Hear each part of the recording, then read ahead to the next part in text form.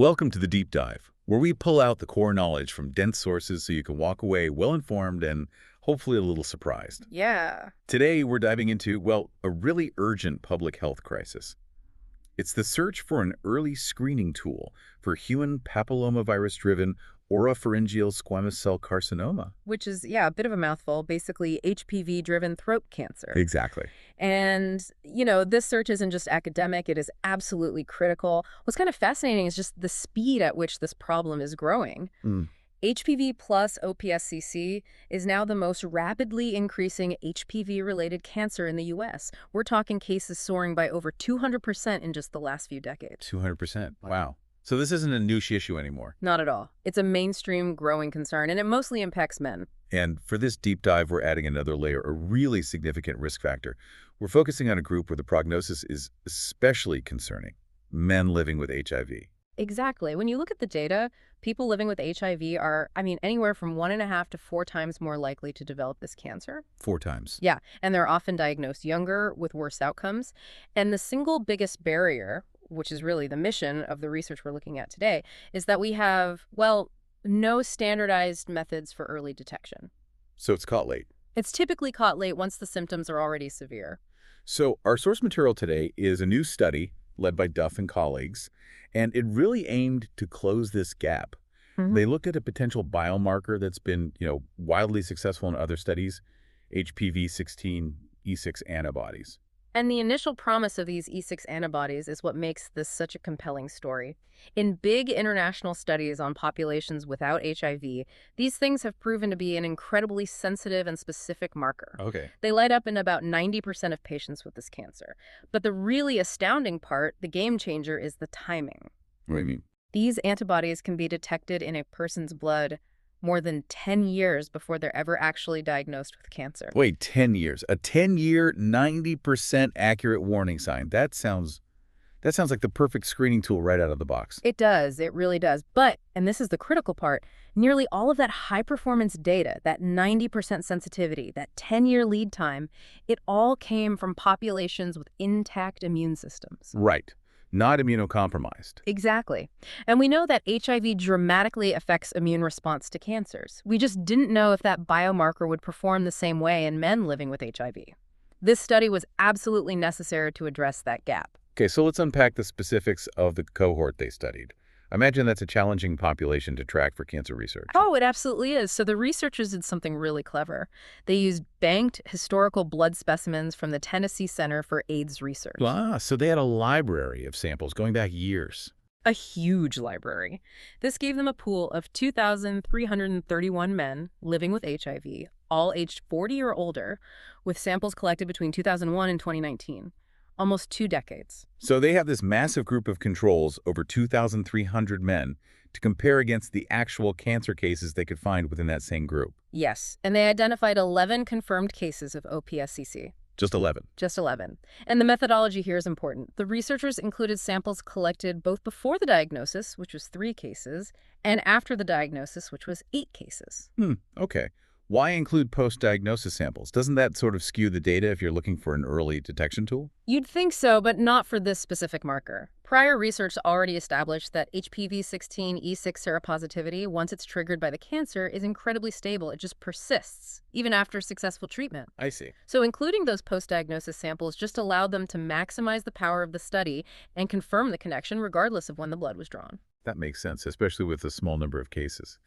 Now, what about the participants? I saw a key immune health indicator mentioned for the cases that really stood out. Yes, and this was a crucial finding that sort of foreshadows everything else. The median age was 50, cohort was diverse, but the cancer cases were really distinguished by their historical immune health.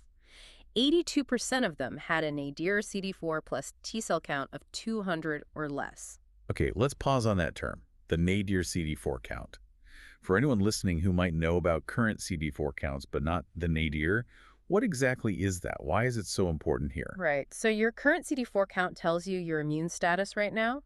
The nadir CD4 count is the critical one. It's the lowest point your T cell count has ever reached. The historical low point. The historical low point of their immune function, yes. And finding that 82% of the cancer cases had a nadir below 200 suggests that severe historical immune damage, even if it's reversed by treatment today, leaves this long-term biological footprint that dramatically raises the risk decades later. So it connects that past immune damage directly to this cancer risk now. It does. It's a stunning correlation. Okay, so let's get to the core finding on the association.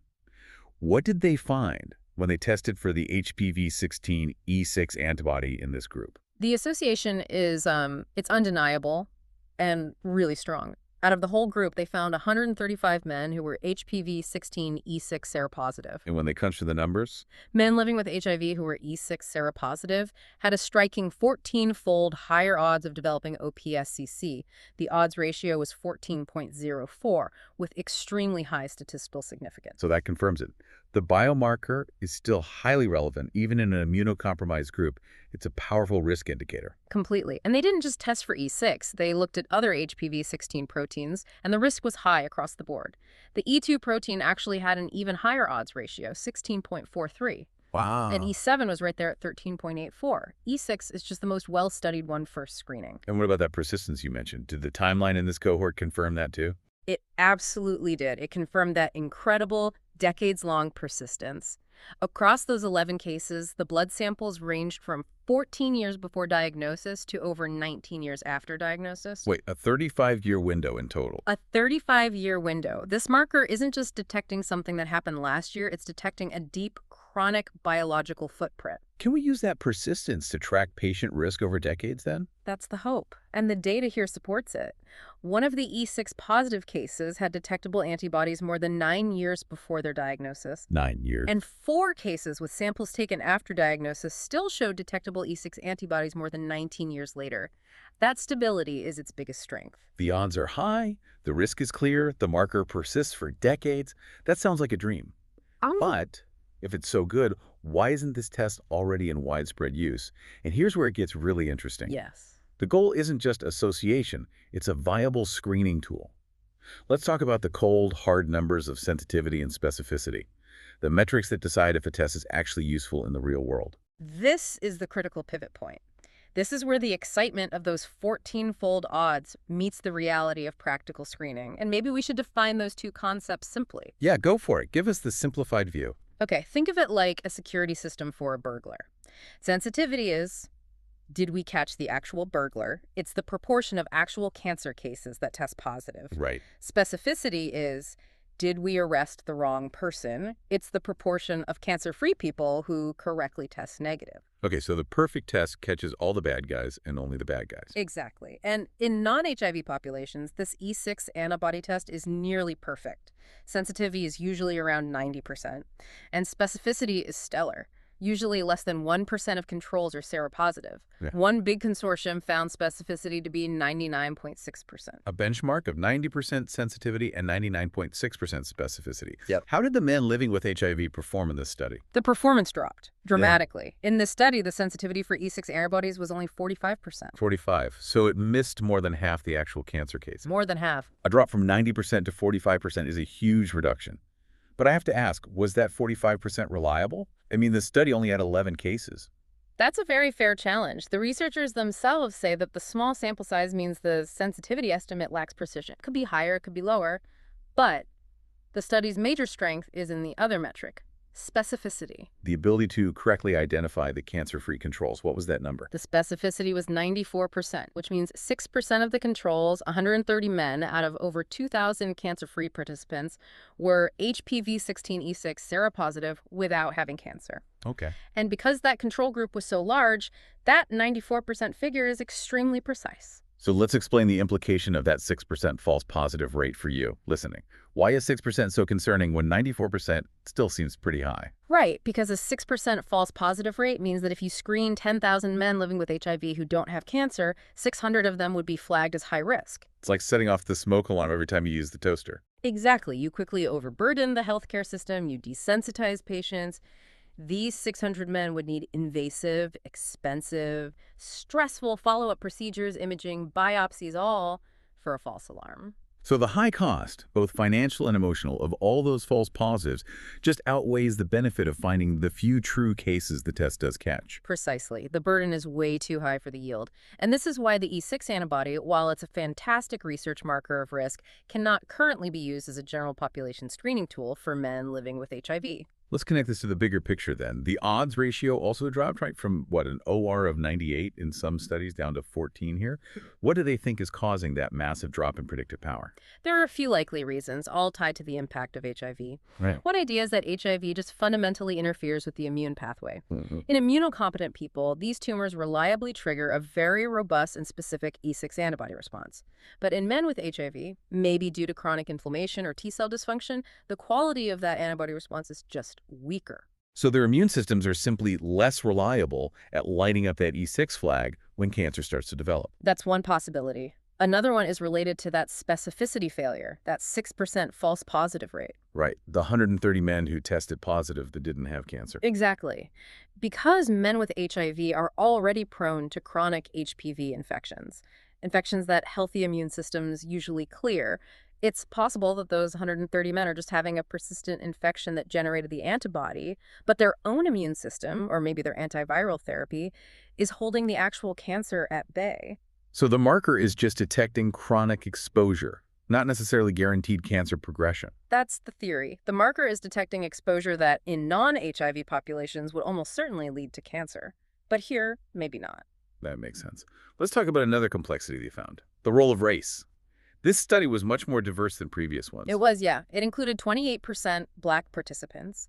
And when you compare the OR of 14 they found to the findings from those big international studies, which were primarily white, a pattern emerges. Those big studies reported that astounding 98-fold odds increase among white participants. But for Black participants in those same studies, the odds increase was only 17-fold. So the 14-fold odds found in this entire MLWH cohort is actually quite close to the 17-fold odds reported just for Black participants in other populations. Precisely.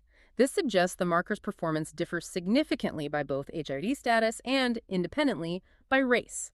The immunological response just isn't universal. And that reality complicates everything. It means developing one single universal screening cutoff is. It's practically impossible right now. We might need different cutoffs based on a person's demographic and medical history. A crucial insight. It really reinforces that we can't just apply general population data to these specific high-risk, diverse groups. So let's quickly review the study's limitations and strengths, keeping that N of 11 cases in mind. Well, the biggest limitation is that small number of cases. It means that 45% sensitivity figure is just an estimate. They also didn't have access to smoking status, which is a big risk factor for OPSCC, so they couldn't adjust for that. But the strength, as you said, is that massive number of controls. Absolutely.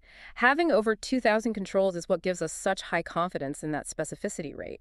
That precision allowed them to prove, with certainty, that this marker is just too prone to false alarms for broad use in this population. So what does this all mean for you, the learner? It seems like we have this dual conclusion. HPV-16 E6 antibodies are a strong indicator of OPSCC risk in men living with HIV. A 14-fold increase in odds is not small. No, it's not, but, and this is the big takeaway, the marker has a lower sensitivity and, more importantly, a really problematic 6% false positive rate. It's currently too nonspecific to roll out for generalized screening in this high-risk population. The researchers themselves concluded that we need more, and smarter, studies among people living with HIV to really figure out how to use this marker effectively, especially in places like the southeastern U.S., where the incidence of both HIV and this cancer are tragically high. It guides future research away from simple universal screening and more toward, risk stratification. Indeed. And that leads to our final provocative thought for you to mull over. If the primary challenge is that 6% of men living with HIV without cancer are E6 seropositive, making the test too prone to false alarms, then maybe it just needs a co-pilot. We already saw that the actual cancer cases had that much poorer historical immune health based on the nadir CD4 count. So could we combine the E6 antibody test with other readily available data? What if we only use the test for patients whose nadir CD4 count falls below a certain threshold, or maybe only for those who've lived with HIV for a long time? In other words, what specific, easily measurable data needs to be added to E6 testing to sufficiently boost the specificity and turn it into a functional, cost-effective screening tool in this very vulnerable population? That's the complex puzzle researchers have to solve next. Critical question. And it moves us closer to targeted effective screening for this rapidly rising cancer. Thanks for joining us for this deep dive. We'll catch you on